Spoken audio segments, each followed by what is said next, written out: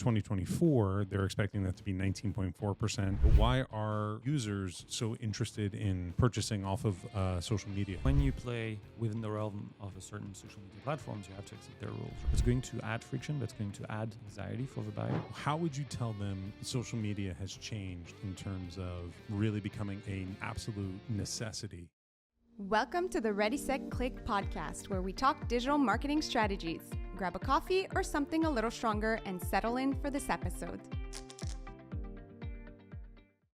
Hello and welcome to the Ready, Set, Click podcast. I'm Paul Kahn and I'm very excited to be joined by our co-CEO, Vivien. Vivien, welcome. Thanks for having me, Paul. I'm very excited to have you. All right, first question. What was the first business that you ever owned? It's arguable if I owned the business or if a business owned me, but shamefully, it was a necktie business. Necktie business. So what made you think that neckties were coming back or were going to really be the move for the millennial? So I think we were a little too practical when it comes to choosing what product we're going to sell online. We were looking for a product that had no sizes, so we could keep inventory low, a product that was easy to ship. So our shipping fees would be low as well and margin will remain high. And we thought, yeah, that looks like a pretty good idea. Turns out it was not. So it may not have been the best idea, but you learned a lot from it. So where did you first start trying to drive sales when you were, first off, more importantly, what was the name of the company so that everyone can look it up? So if you look it up, you will find nothing because we made sure to erase all the Even traces if I go of on the Internet Archive? Okay, you might. But Okay. The name of the company was Taibu. All right, so Taibu. And where did you first try to drive sales with Taibu?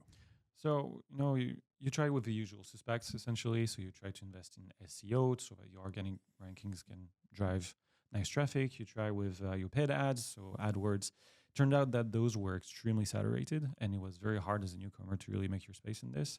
And the cost of customer acquisition basically was prohibitive. So we're in a situation where it was costing us too much to acquire traffic to really turn a profit on the sales we were making. All right, so, and what year was this? It was 2011. 2011. So what did you try to do? What was the experiments that you ran that sort of started to show you a path?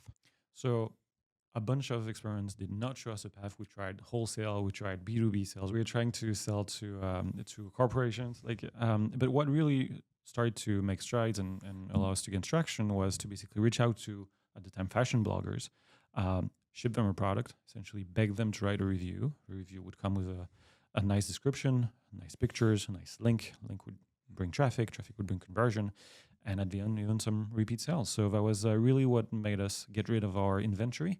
And then we made the promise never to do this again and to try to learn from our mistakes. All right. But so you decided you didn't want to be selling ties anymore, but how did you pivot, right? Because every good entrepreneur has pivoted at least once in their life.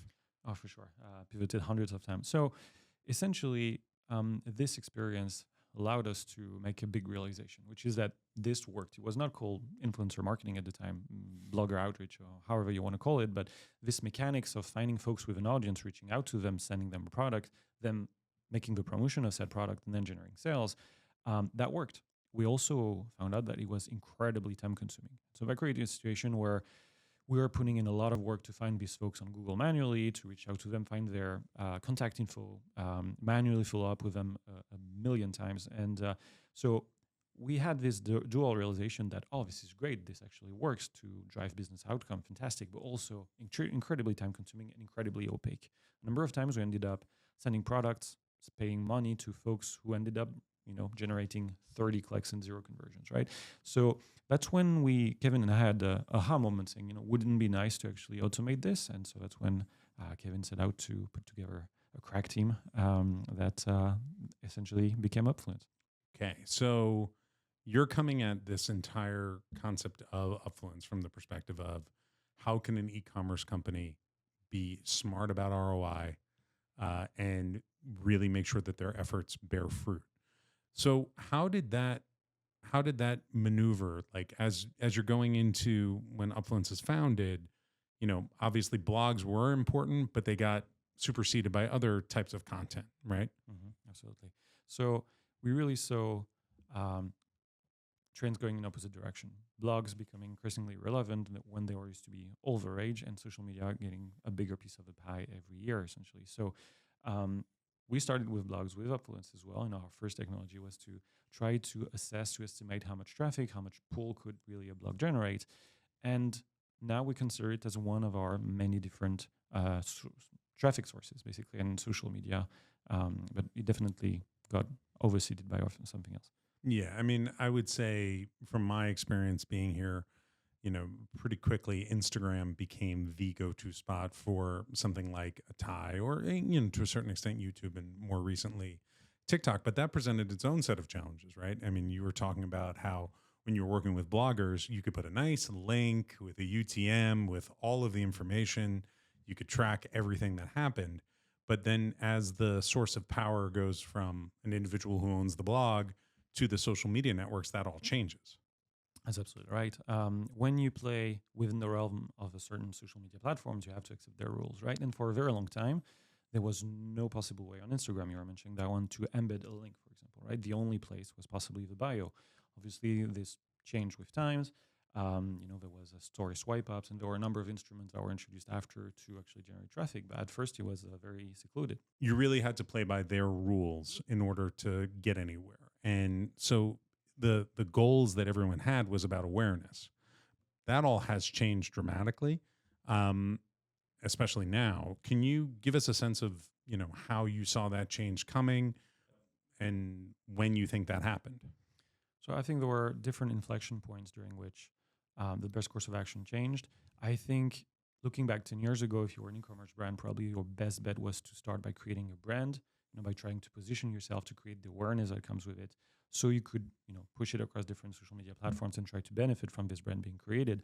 I would make the argument that fast forward to today, there are many scenarios in which you can actually create a community of ambassadors to generate traffic for you, to advertise your product in a way that's genuine and authentic and really can move the needle for your business, even before you actually have to, establish a brand for yourself. Okay, so there are those inflection points, and some of the biggest players in the space are not only not fighting against e-commerce, they are really leaning in heavily toward e-commerce. Absolutely. So I think in 2020, we've seen what I think McKinsey called the big leap forward, meaning the penetration and the propensity of folks to use online to actually generate sales, to use e-commerce, has leaped over 10 years in penetration in over just the period of COVID. And with all that demand, I think the different social media platforms, we mentioned Instagram, but that was certainly not the only one. They really went after capturing that demand, and a lot of them pushed features and functionalities that essentially allowed them to capture some of this e-commerce sales. Instagram checkout being a very good example, and also TikTok shop that we've seen more recently, and that has really made stride and gained market share. And we're not only seeing the social media sites going toward e-commerce, we're also seeing the e-commerce sites really trying to move towards social media as well, whether that's Amazon's creator network or many other places where creators can generate revenue. That's absolutely right. And I think the strategy that Amazon had is very interesting. So Amazon owns a pretty sizable social network with Twitch. They also have made sure to invest very early on in their creator program and ambassador program and associates, which, funny enough, we helped them build back in 2018. We're one of the companies to really help them make a dent in this. So that was fun. And now they have a really well-rounded strategy when it comes to creating the army of people that can help their sellers and their vendors really make sales happen and increase their gross merchandise value. Okay, so as you're sitting here, let's say you have someone who just woke up from a coma, right? They've been out of it for 3 years.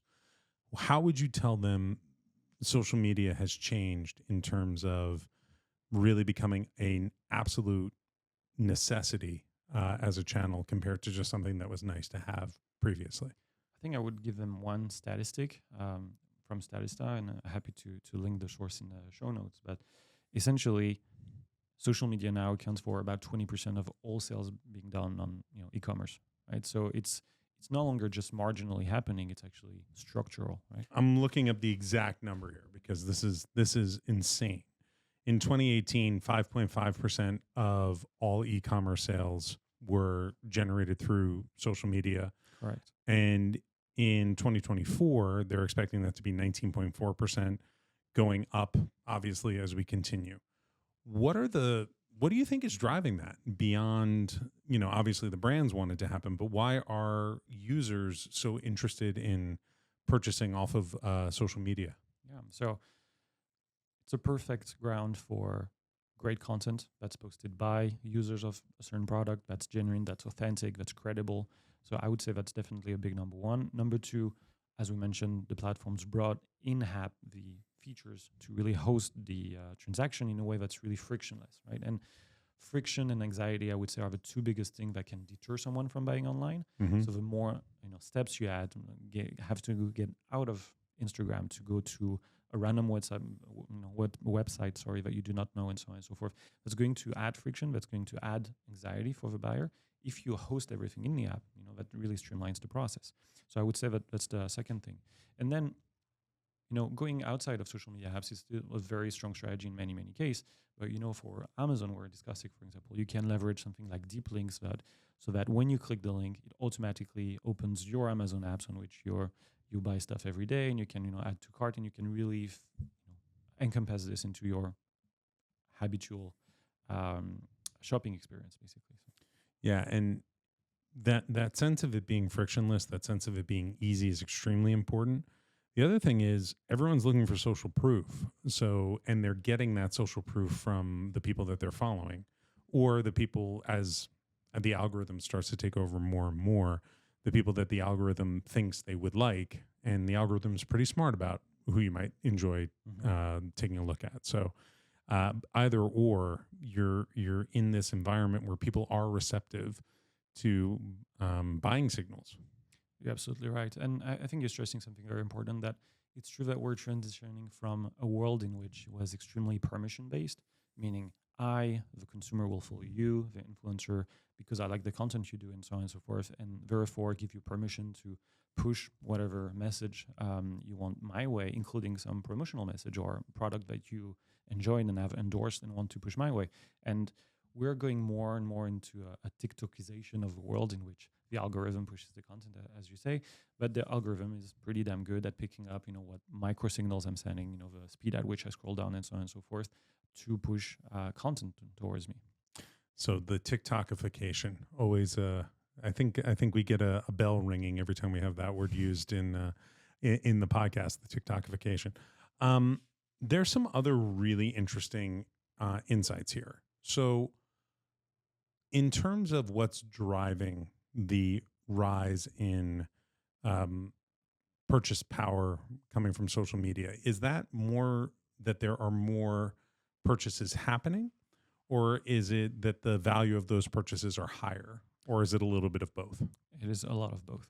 And, Upfluence being what it is, we have access, we have a front row seat to a lot of it's happening in your life, and we have some really good data. And so what we've seen over the last, I think, 10 quarters or so is that really the average order value, the AOV, going up consistently, right? So not only are folks more likely to purchase and purchasing more often, they're actually spending more as well as they buy, which I think is two very interesting signals that really contribute to this trend being what I call a mega trend and being here to stay, not just a fluke, but, something that's actually going to keep happening for many years to come. Okay, so we see the average order value going up consistently year over year, campaign over campaign, and across multiple industries. So when we make that claim, where are we actually seeing that data?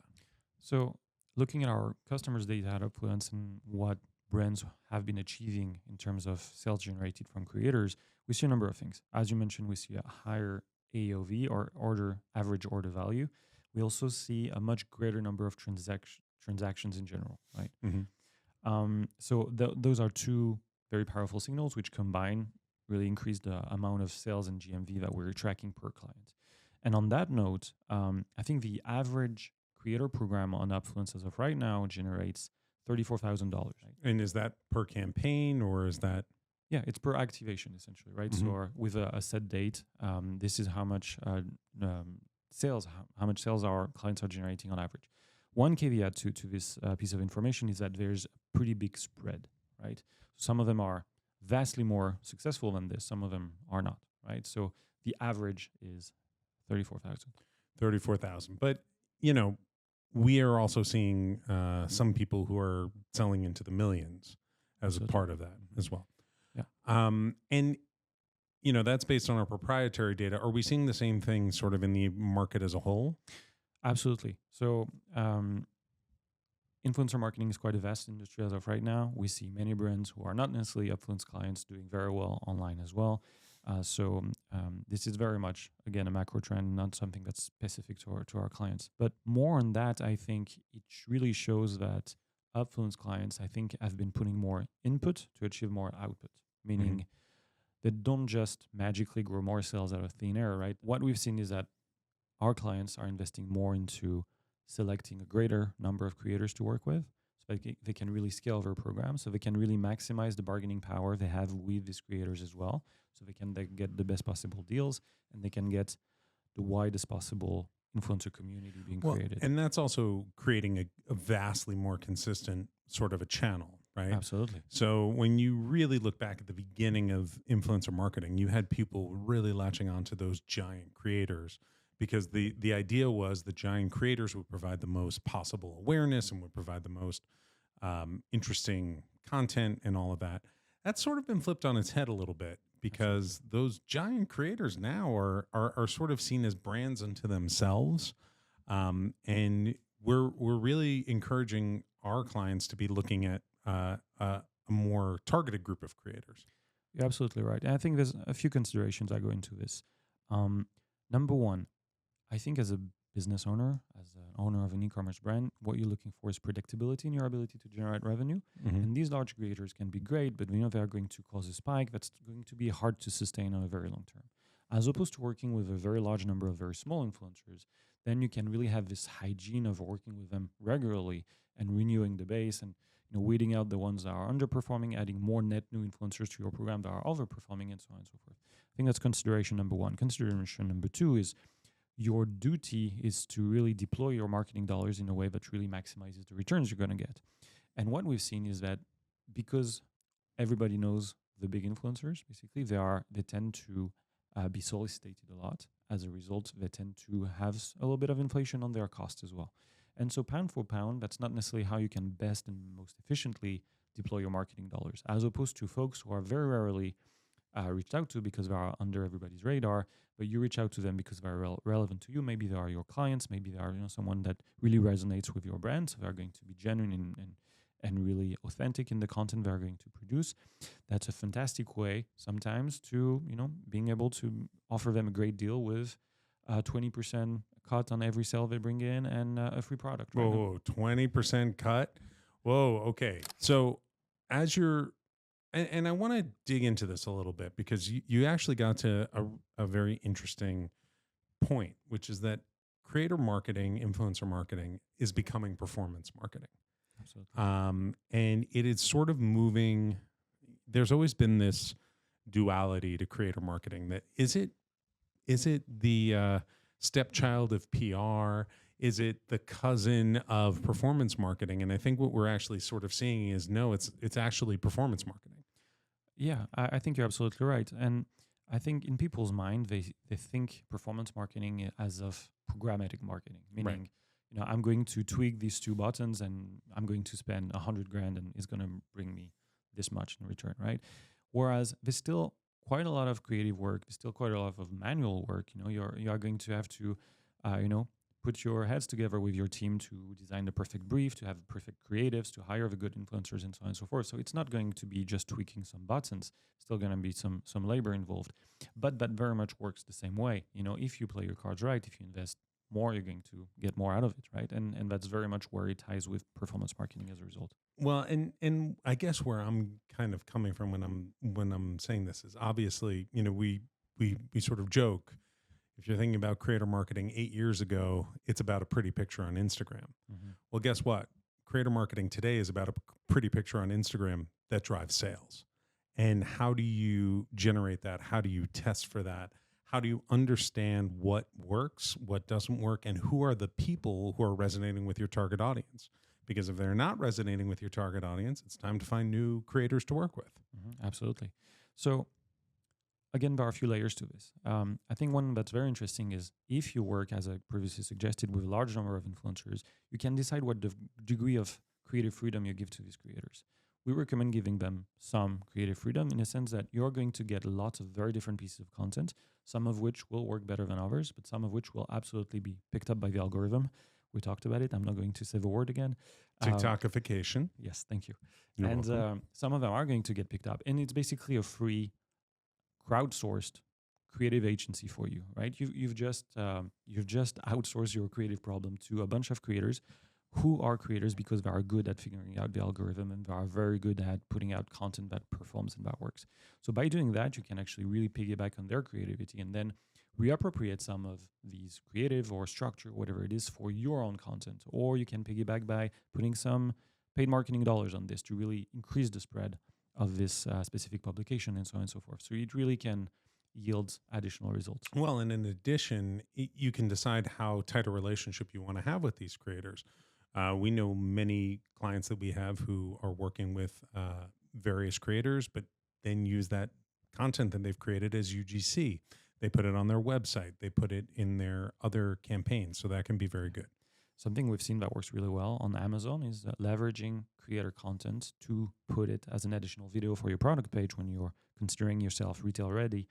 And that actually increases quite dramatically your conversion rates as well, right? So it really, as you said, it yields results across the entire value chain. So if you had one piece of advice, what would you tell a brand who's looking to scale their sales that they're generating through creator marketing? I think it all boils down to volume. At the end, a creator marketing program is a succession of micro decisions you are going to make, right? In the kind of pitch you're going to make, the kind of value proposition you have for the creators, how you're going to present that value proposition to the creators, and so on and so forth. But these micro decisions, I think, don't matter as much as the sheer volume of creators you're going to reach out to. Because I think that really well drives to one of my previous points, the bargaining power you're going to have with these folks. And at the end of the day, the kind of deal you're going to have with them. And then their propensity to drive sales is going to be a direct consequence of this as well. So I would say really to not shy out from running a large program. That's why companies like Upfluence exist, right? It's really to enable our clients to power through this process and to really scale their efforts in terms of volume. And I would say that's criteria of success number one in my book. And I'm going to just take exactly what you said, but I want to flip it just slightly. Okay. Every creator you work with and every piece of content that you create that aligns with your brand is, in the age of the algorithm, is a lottery ticket. And if it gets picked up and if it goes super viral, it will drive a lot of sales. So the more lottery tickets you're able to have, the better off you're going to be. That's right.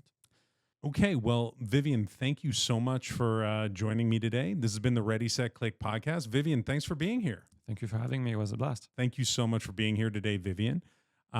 Please look for us wherever you get your podcasts, whether that's Apple Music, Spotify, or anywhere you get your podcasts. If you are interested in the data that we have, please come to our website, which is upfluence.com, and come to your own conclusions. See you next time. Thanks for tuning in to the Ready, Set, Click podcast. Love this episode? Hit the subscribe button, give us a like, or leave a review. Until next time.